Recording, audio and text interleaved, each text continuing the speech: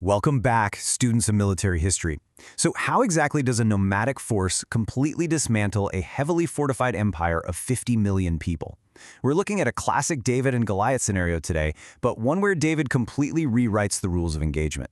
Let's dive right into this explainer and see how a highly mobile force shattered a 2,000-year-old imperial system. We're talking about the Mongol storm, the fall of the Jin Dynasty. It's the year 1211, and North China is standing right on the cusp of an absolute cataclysm. On one side, you have Genghis Khan's unified Mongol nation, claiming the divine mandate of heaven.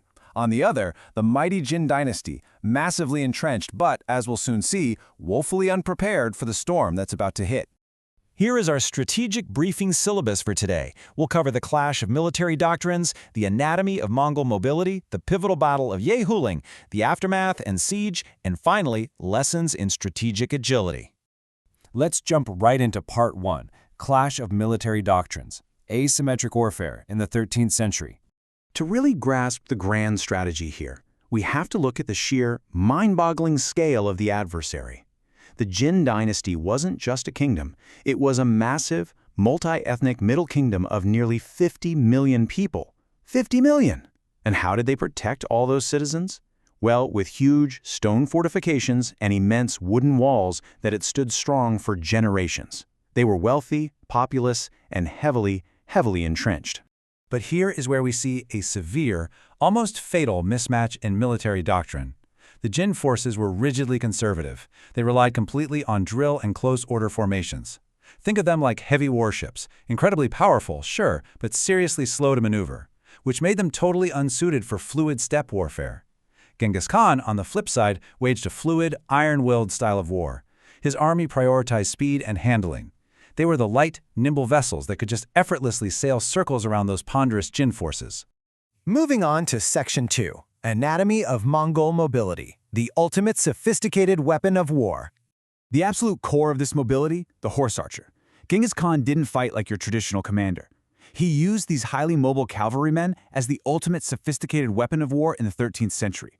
Imagine just for a second, thousands of riders executing perfectly synchronized volleys and feigned retreats, capable of raking the enemy with arrows from a totally safe distance. This wasn't just a guy on a horse. This was an advanced weapon system that practically made traditional infantry tactics obsolete. The whole Mongol doctrine was built around one simple rule: prevent the enemy from ever fighting yard arm to yard arm. By constantly moving, retreating, and circling in these coordinated waves, they made sure the Jin infantry never got the fair, close-quarters slugfest they had spent their entire lives drilling for. They completely nullified the Jin's huge numerical advantage just by refusing to play their game. Which brings us to Section 3, the Battle of Yehuling, the Badgermouth Slaughter. This right here is an absolute tactical masterclass in how mountain terrain can completely turn the tide of a battle. Let's break it down. Step 1. The Jin intentionally funnel their massive army into a mountain pass. Their big strategy? They fully expected their sheer numbers to just steamroller the Mongols in a conventional clash inside that confined space. But Step 2.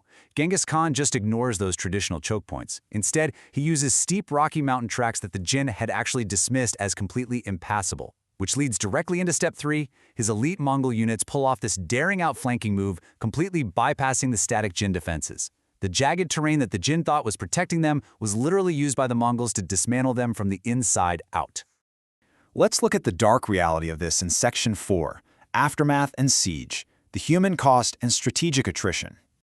The aftermath of these maneuvers was just horrifying. According to some truly chilling historical witness accounts, the bones of the fallen whitewashed the pass for years to come. What happened at Yehuling wasn't just your standard military defeat. Witnesses described a slaughter of immense brutality and terrible suffering. This catastrophic failure dealt a crushing blow to Jin prestige that echoed across the whole empire. And the War of Conquest rapidly escalates from there. In 1211, Genghis Khan kicks off his campaign right on the cusp of a cataclysm. Just days later, we see the immense slaughter and that brilliant tactical outflanking at the Battle of Yehuling. This shocking momentum allows the Mongols to push forward completely unchecked, and I mean, only months later, they reached the imperial capital of Zhengdu, what we now call modern-day Beijing. Ultimately, this final phase, this aggressive push, results in a humiliating settlement that merely delays the empire's inevitable collapse. We can track step by step how a single devastating tactical victory transitioned into a strategic inevitability that permanently shattered the emperor's divine mandate. When we look at the siege of Zhongdu, we see the ultimate tragic failure of the Jin strategy.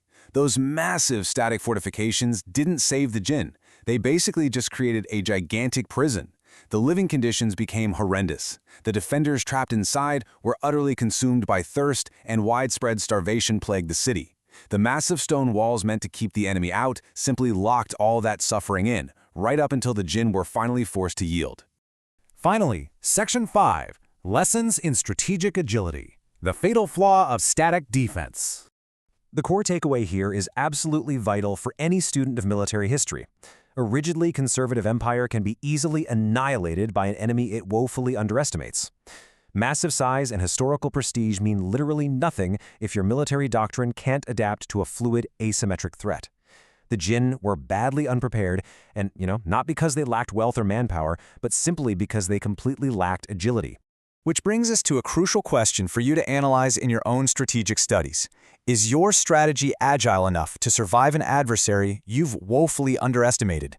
Whether you're looking at ancient military history or modern strategic planning, the lesson of the Mongol storm is loud and clear. Adapt or become a relic of the past. Thanks for diving into this fascinating explainer with me, and I'll catch you in the next one.